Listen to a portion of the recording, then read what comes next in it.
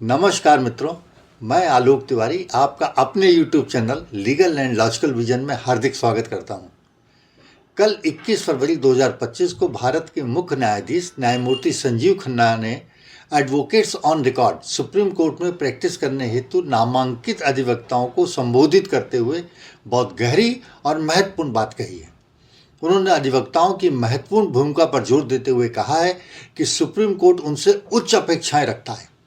इसके साथ ही उन्होंने वकीलों से आह्वान किया है कि वे मामलों को इस तरीके से करें कि एक मामले की फीस से अपनी रसोई यानी अपनी जीविका चलाएं तथा एक मामले की फीस को समाज हित में छोड़ दें। ये राष्ट्र के लिए कुछ अच्छा और महत्वपूर्ण होगा। आप लोग कुछ अच्छा और महत्वपूर्ण काम करें, साथ ही प्रो बोनो काम का रिकॉर्ड भी रखें। प्रो बोनो का अर्थ होता है बिना शुल्क लिए समाज की भलाई के लिए काम करना, तो उसका भी विवरण अपने पास रखें, ये कहा है मुख्य न्यायाधीश ने। मित्रों, आपने भी समाचारों एवं टीवी पर एडवोकेट्स ऑन रिकॉर्ड शब्द सुना होगा। आइए समझते हैं कि एडवोकेट्स ऑन रिकॉर्ड्स क्या होता है। सर्वोच्च न्यायालय देश में कानूनी मामलों की अपील का सर्वोच्च और अंतिम उपाय का न्यायालय है, जिससे हर विषय से पूरी तरह निपटना पड़ता है। इसलिए ये आवश्यक है कि इस तरह सुप्रीम कोर्ट पहुंचे मामलों को एक अनुभवी और विद्वान व्यक्ति द्वारा मुकदमा दायर कर पैरवी की जाए। इसलिए सर्वोच्च न्यायालय द्वारा सर्वोच्च न्यायालय नियम 1966 के नियम 2, नियम 4 और नियम 6 को तैयार करते समय एडवोकेट ऑन रिकॉर्ड AOR की प्रणाली शुरू की गई थी। एडवोकेट ऑन रिकॉर्ड को सर्वोच्च न्यायालय में वकालत करने के लिए एक पदनाम माना जा सकता है। यह पदनाम एक वकील के अनुभव और ज्ञान पर आधारित होता है। सुप्रीम कोर्ट ने AOR एडवोकेट्स ऑन रिकॉर्ड अवधारणा की शुरुआत भारतीय संविधान के अनुच्छेद 145(1) के तहत दी गई शक्ति के साथ की थी। ये सुप्रीम कोर्ट को ताकत मिली संविधान से, जो ये चाहता है कि सुप्रीम कोर्ट समय समय पर कोर्ट में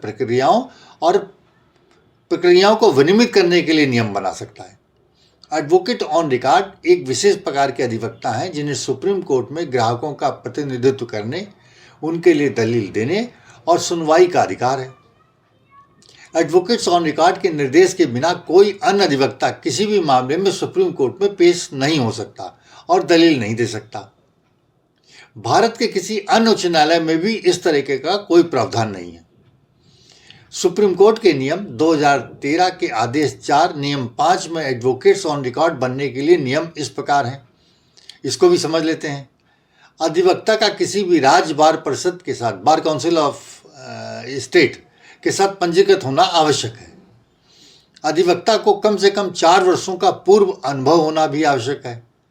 अधिवक्ता को एक वरिष्ठ एडवोकेट्स ऑन रिकॉर्ड के अधीन 1 वर्ष का प्रशिक्षण प्राप्त होना भी आवश्यक है, मतलब जो पहले से AOR हैं उनके साथ 1 साल काम किया हो। अधिवक्ता को सुप्रीम कोर्ट द्वारा आयोजित परीक्षा उत्तीर्ण करनी पड़ती है। अधिवक्ता को दिल्ली में सुप्रीम कोर्ट से 10 मील की परिधि के भीतर एक कार्यालय भी उनका होना चाहिए।